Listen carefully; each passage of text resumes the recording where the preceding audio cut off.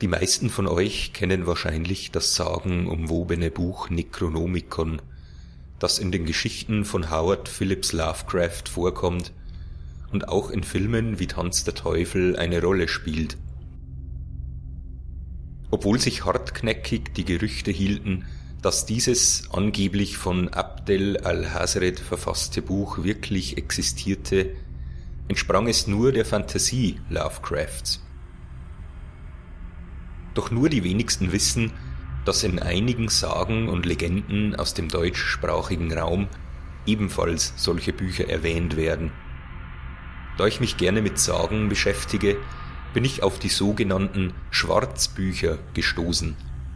Damit meine ich nicht die gleichlautenden Bücher, die sich mit Steuerverschwendung befassen, sondern Teufelsbücher, mit denen Dämonen und Teufel beschworen werden können. Und im Gegensatz zum Necronomicon existieren diese Bücher wirklich und befinden sich teilweise heute noch im Besitz von Privatpersonen.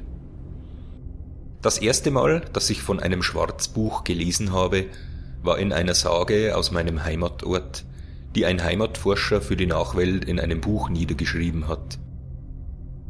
Für die Jüngeren unter euch, die mit dem Begriff Sage vielleicht weniger anfangen können, es handelt sich dabei sozusagen um Creepypastas aus der Zeit, als es noch kein Kino oder Fernsehen gab, vom Internet ganz zu schweigen. Wir sprechen hier von der Zeit bis zum Ersten Weltkrieg, als die Menschen auf dem Land wenig Unterhaltung und Ablenkung hatten. So kamen die Leute vor allem in den kalten Winterabenden zusammen und erzählten sich Geschichten von übernatürlichen Geschehnissen aus ihrem Lebensumfeld. Und eine dieser Sagen über ein Schwarzbuch möchte ich euch hier wiedergeben.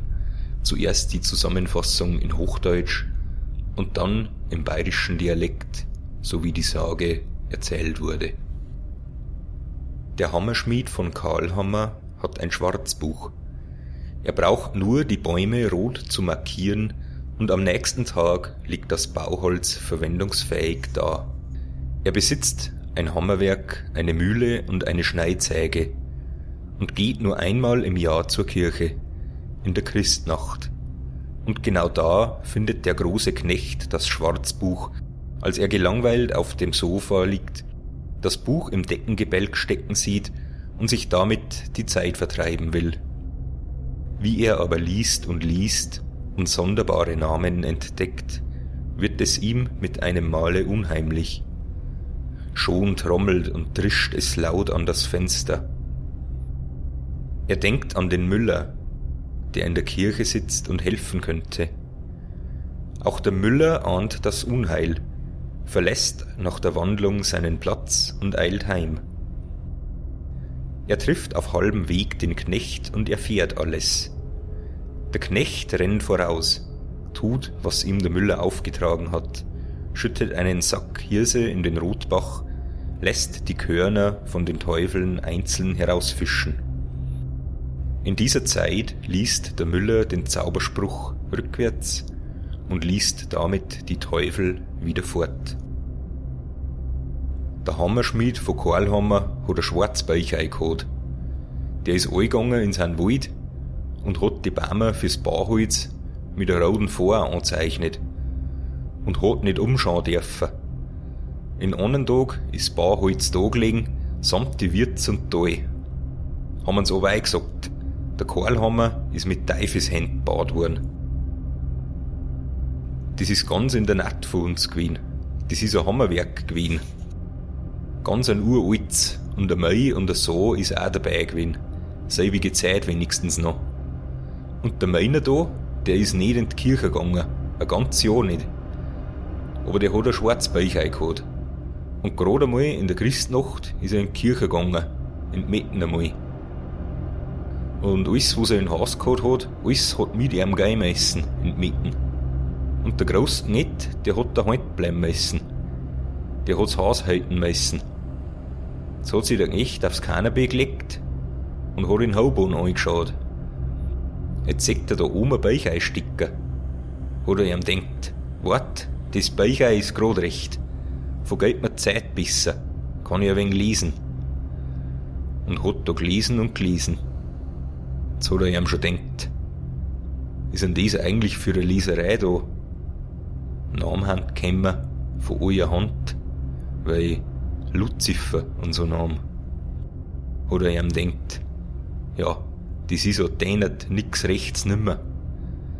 Jetzt will er da, weil er liest, jetzt drum jetzt schon ins Fenster, drum mit den Tier, alles baust rundum und schreien schon und baust. Jetzt hat er ihm denkt, ja, was ist denn jetzt das? Jetzt ist er aufgesessen, hat gelust. Ja, die dreschen schon einer, die wollen dann Arbeit da, die Kahlen, die weil er da gelesen hat.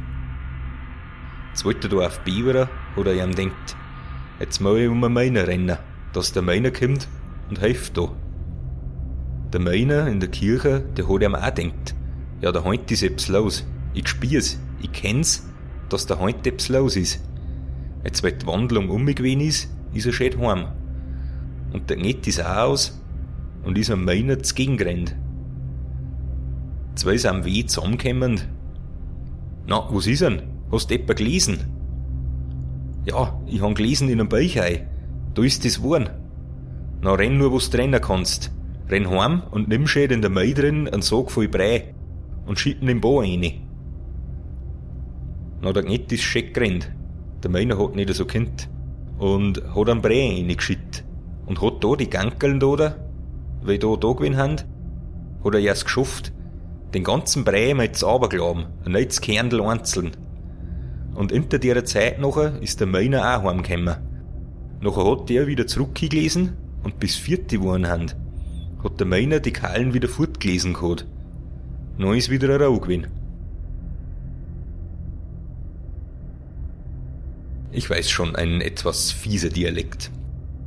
Jedenfalls als aufgeklärter, moderner Mensch dachte ich mir, diese Beschuldigungen der Teufelsbündelei resultieren einfach aus Aberglauben, gemischt mit Neid auf eine bestimmte Person, stieß dann allerdings in weiteren Sagenbüchern auf ähnliche Erzählungen aus unterschiedlichen Orten, die allesamt von Schwarzbüchern handelten.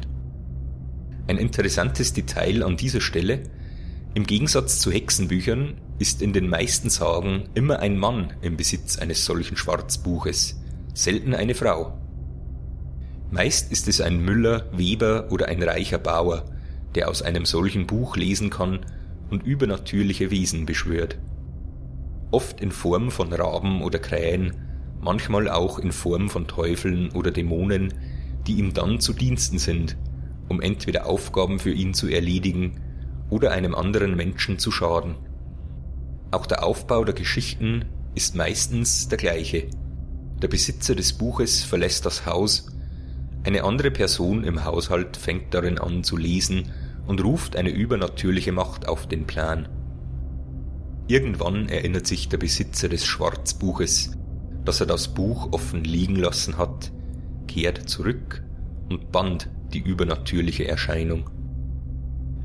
Der Glaube an diese Bücher ist also weit verbreitet, und in einem Buch von Karl-Heinz Reimayr, einem lokalen Sagenforscher aus dem Bayerischen Wald, stieß ich dann auch auf den Grund.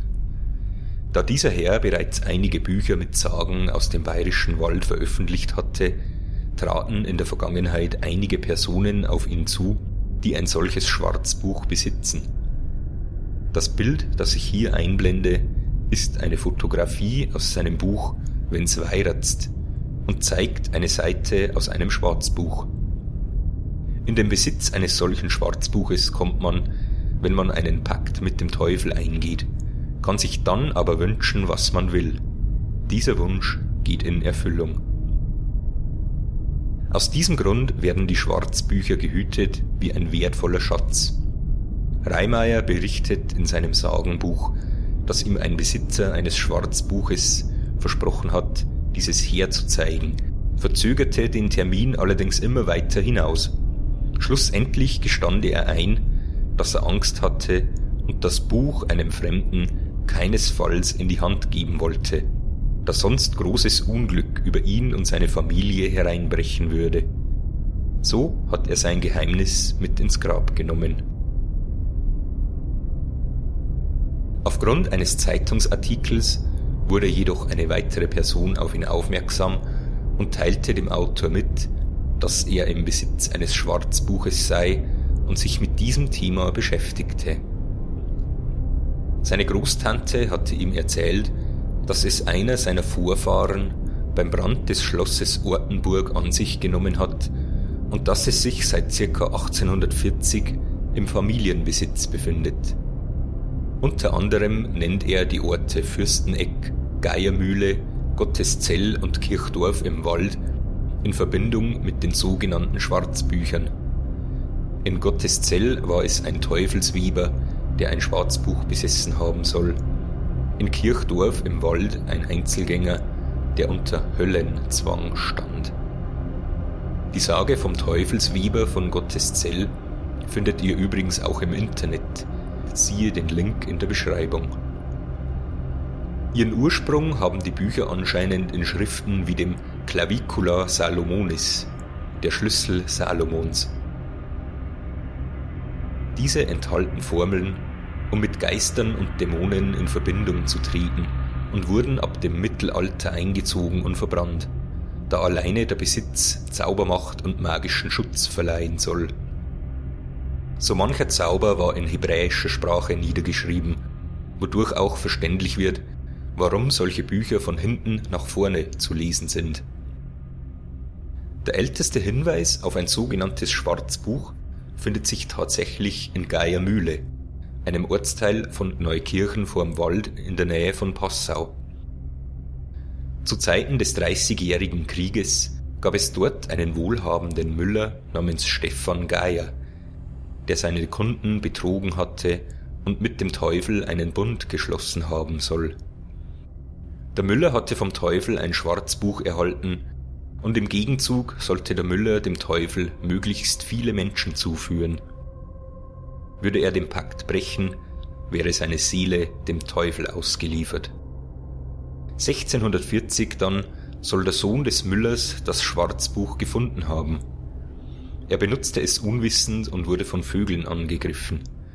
Da der Müller seinen Sohn gerettet hat, hat er den Pakt mit dem Teufel gebrochen und sollte in einem Jahr selbst dem Teufel gehören.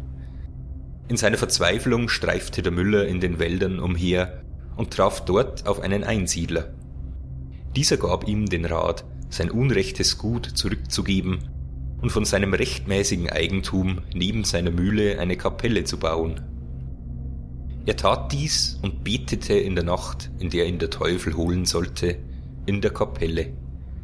Der Teufel habe sogleich die Kapelle in den nahe verlaufenden Dettenbach stoßen wollen, wurde von der heiligen Maria aber davon abgehalten. Diese Kapelle trägt den Namen Maria Einsiedeln und auch vom Versuch des Teufels, die Kapelle umzustoßen, zeugen heute noch 5 Vertiefungen über dem Eingang. Auch der Sagentext selbst hängt in dieser Kirche. Ob auch die Sagen um die Schwarzbücher aus den anderen Orten Bayerns ihren Ursprung in der Geschichte um die Geiermühle haben und nur an die eigenen örtlichen Begebenheiten angepasst wurden, bleibt allerdings ungewiss. Was haltet ihr davon? Schreibt gerne in die Kommentare, ob auch ihr Legenden von Schwarz- oder Teufelsbüchern kennt, und auch über Lob und Kritik oder einem Daumen nach oben freue ich mich sehr.